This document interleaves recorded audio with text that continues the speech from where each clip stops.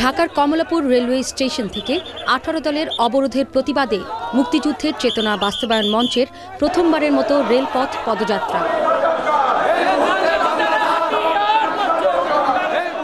সংগঠনের আহ্বায়ক নৌমন্ত্রীকে সঙ্গে নিয়ে রেলমন্ত্রীর নেতৃত্বে এ কর্মসূচি শেষ হয় তেজগাঁও রেলওয়ে স্টেশনে।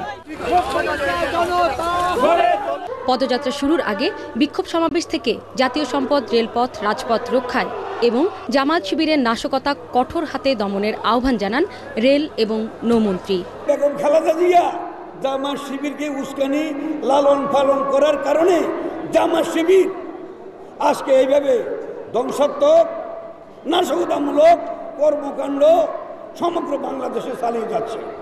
আমরা যতদিন পর্যন্ত বাংলার মাটিতে যুদ্ধ অপরাধীদের আমরা নির্মূল করতে না পারবো এবং আমরা অবিলম্বে মাননীয় প্রধানমন্ত্রী সরকারের কাছে আমরা আহ্বান জানাবো যে সকল রায় হয়েছে যুদ্ধ অপরাধীদের সেই রায় অবিলম্বে বাস্তবায়ন করুন, বাস্তবায়নের মধ্য দিয়ে বাংলাকে পাপমুক্ত করুন। সারা দেশে যে সমস্ত জেলা উপজেলায় রেলপথ আছে পর্যায়ক্রমে সব অঞ্চলেই এমন পদযাত্রা কর্মসূচির ঘোষণা দিয়েছে মুক্তিযুদ্ধের চেতনা বাস্তবায়ন মঞ্চ। অবরোধের কারণে শিডিউল বিপর্যয় ঘটেছে বেশিরভাগ ট্রেনে।